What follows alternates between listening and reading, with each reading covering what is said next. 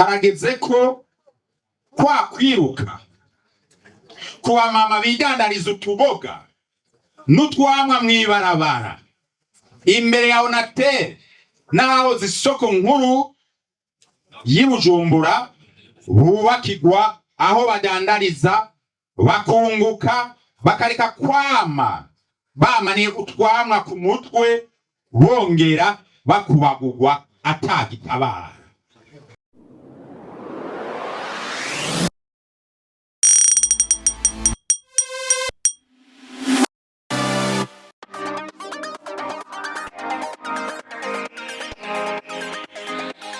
Kuri uyu wa mbere igenekerezo rya kabiri ruheshi umwaka wa 2025 muri komine Ntahangwa iri mu gisagara ca Bujumbura niho umugambwe Senere waherahije ibikorwa vyawo byo kwiyamamariza amatora y'abashinga amateka. Mu majambo yahavugiwe atandukanye ryaba iry'umunyamabanga mukuru umugambwe Senere ryaba iry'umukuru w'umugwi jeje gutegura imyiyamamazo muri uwo mugambwe Senere bavuga ko muri rusangi imyiyamamazo yagenze neza naho hari utunenge tumwe utwo natongo tukaba tujanye n'ibikorwa bigayitse by'abari mu ntwaro bo hasi bagiye baraburaguza ibikorwa vy'imyiyamamazo ku banywanyi bamwe bo mu mugambwe Senere ngo hanyuma inzego zo mu mugambwe zikitura abari mu nzego z'igihugu ku rwego rwo hejuru ngo kandi bakongera bakabatabara bakaba baciye baboneraho n'akaryo ko gushimira kizigenza wa leta y'u Burundi hamwe n'abo basanzwe bakorana mu nzego zo hejuru kuri iyo nyifato nziza yabaranze. Umukuru w'umugambwe Senere Nahishake Nestor nawe mu ijambo ryiwe yahamagariye abanywanyi b'uwo mugambwe kwitabirira amatora yo kwigenekerezo rya gatanu ruheshi umwaka wa 2025 ajanye no kwitorera abashinga amateka. Yaciye yomingera aramenyesha abazotora umugambwe Senere ivyo bazoba batoye. Muri zandu zitatu dukuyije iruguru inzira ngo dutore umugambwe Senere ugiye guhindura ibintu abarundi bose batunganirwe dusezerere za ntwaro zikumira Uburundi n'abarundi basubizwe agateka mu makungu. Ntibigoye tuzoraba gusa ari igiharuro kangahe hambavu ico giharuro hari iki ikigori hambavu y'ikigori hari iki hanyuma bakurikira kadirisha dushiramwo iki igikumu cyuko dutoye umugambwe Senere. Mwebwe mwese mwarutsubu mwebwe mwese mutagize amahirwe yo kuba mu mugwi nk'abo bantu bamaze iyo myaka yose batabatunganiriza. Mwebwe mwese mwugari ico n'iterabwoba mushaka guhindura ibintu kugira ngo abarundi bose batunganirizwe harageze ko mushikirwa. Mwavyumvise mugashoho uno munsi badufungiye inyankamugayo zitanu zari zije ngaha mu birori none izo zaho wiki ko zari zambaye imyambaro y'umugambwe ariko navyo twabishikirije abajejwe kubiraba turibaza yuko zirekurwa. Harageze ko mwerekana koko ko muri nyamugayo harageze ko mwerekana ko mutarabo gutwarirwa ku cavu. Harageze ko nitera iteka mukazoshimirwa n'abuzukuru n'abuzukuruza muzoba muteguriye kazoza keza.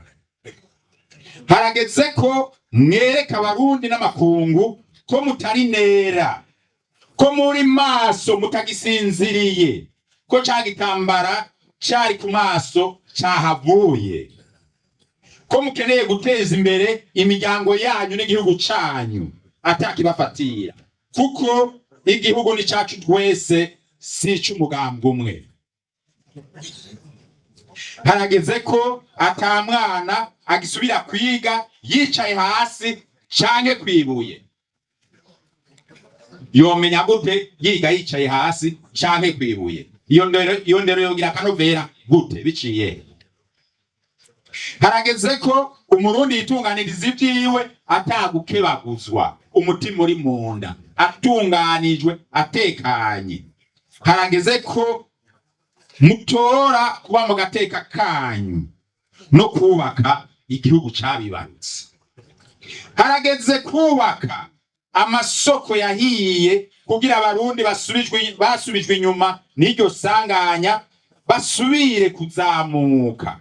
Duhereye kuri Sojemake, muraza abarundi bahombeye ko bangana n'ayandi masoko yose yoba yarahiye. Eka mbere harageze no kuyakingira kugira ngo ako kabi ntikazosubire gushikira Uburundi n'abarundi. Harageze ko kwa kwiruka kuba mama bidandariza utuboga n'utwamwa mwibarabara imbere ya Onatel naho zisoko nkuru y'Ibujumbura bubakirwa aho badandariza bakunguka bakareka kwama bamaniye utwamwa ku mutwe bongera bakubagurwa atagitabara. Harageze guhindura ingendo z'intwaro zititaho ukubaho neza kw'abarundi. Harageze gusezerera uruhendo agashinyaguro no kwama hahandi mutekewe n'ubwoba mu gihugu cabibarutse. Akaroro ni ngaha ababura bujo gushika ngaha ako bangana. Murazwi ikibuga kiba kirenga hariya higa kure. Harageze ko mutora neza mugacungera amajwi yanyu gushika ku kanyuma. Za ngingo zizana ibiharuro bifundikanijwe hatarabwa ibyo mwitoreye zije muri harabaye ntirigasubire kuba.